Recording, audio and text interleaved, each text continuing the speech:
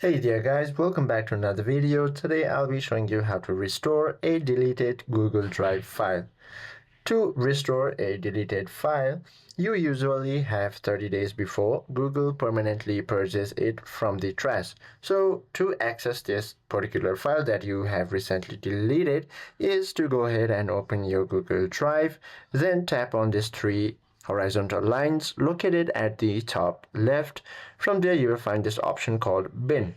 All you have to do is go ahead and click on it and you will find all your folders that you have deleted within 30 days span over here. Now to restore this specific file, what you can do is go ahead and long press it and tap on this three dotted menu icon and you will find this option called restore. All you have to do is go ahead and click on it. Now you will be able to view this file on your main grid. As you can see, go ahead and tap on it and you will be able to modify it, edit it, or even do anything you like. I hope this video helps you out a lot.